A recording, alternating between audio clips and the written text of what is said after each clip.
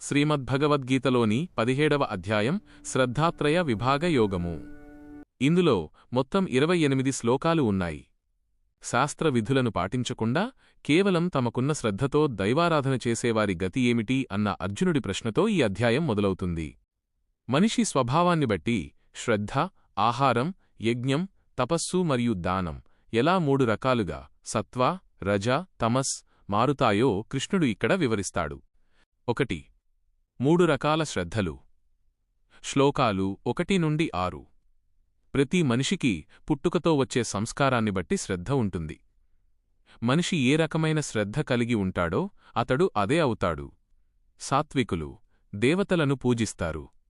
రాజసికులు యక్షులను, రాక్షసులను పూజిస్తారు. తామసికులు భూతప్రేతాలను ఆరాధిస్తారు. 2. ఆహార నియమాలు. శ్లోకాలు 7 నుండి 10. మనం తినే ఆహారం మన మనస్సును ప్రభావితం చేస్తుంది. సాత్విక ఆహారం ఆయువు, బలం, ఆరోగ్యం, సుఖాన్ని పెంచేవి. రసయుక్తమైనవి, మనసుకు నచ్చేవి. ఉదా పాలు, పండ్లు, ఆకుకూరలు. రాజసిక ఆహారం అతి చేదు, పులుపు, ఉప్పు, కారం కలిగినవి. ఇవి దుఃఖాన్ని, రోగాలను కలిగిస్తాయి. తామసిక ఆహారం వండిన 3 గంటల తరువాత తినేవి, చల్లారినవి, నిల్వ ఉన్నవి మరియు పవిత్రం కానివి. 3. తపస్సు -3 స్థాయిలు. శ్లోకాలు 14 నుండి 19. తపస్సు అంటే కేవలం అడవులకు వెళ్లడం కాదు. కృష్ణుడు దీనిని 3 రకాలుగా విభజించాడు.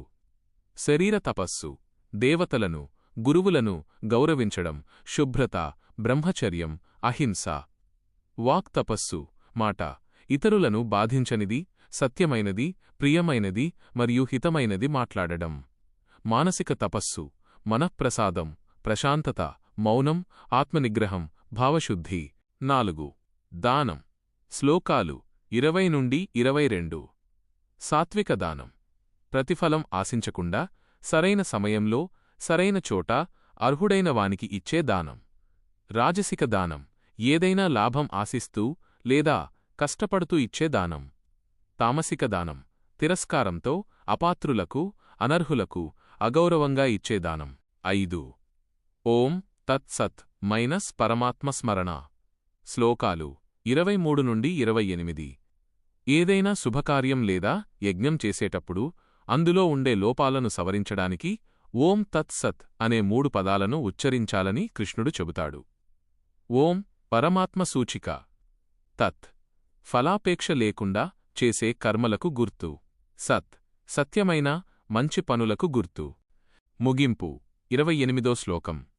అశ్రద్ధయా హుతం దత్తం తపస్తప్తం కృతం చ యత్ అసదిత్యుచ్యతే పార్థన చ తత్ప్రేత్యా నో ఇహ.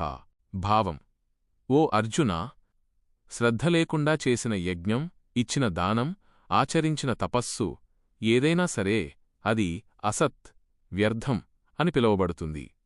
దానివల్ల ఇటు ఇహలోకంలో కాని అటు పరలోకంలో కాని ఎటువంటి ప్రయోజనం ఉండదు. సారాంశం: మనం చేసే పని ఏదైనా సరే అది సరైన శ్రద్ధతో, పవిత్రమైన భావంతో చేసినప్పుడే దానికి ఫలితం ఉంటుందని ఈ అధ్యాయం మనకు బోధిస్తుంది. గీతలోని చివరి మరియు అతిపెద్ద అధ్యాయమైన మోక్ష సన్యాసయోగము 78 శ్లోకాలు గురించి తెలుసుకుందామా? ఇది మొత్తం భగవద్గీతకే సారాంశం.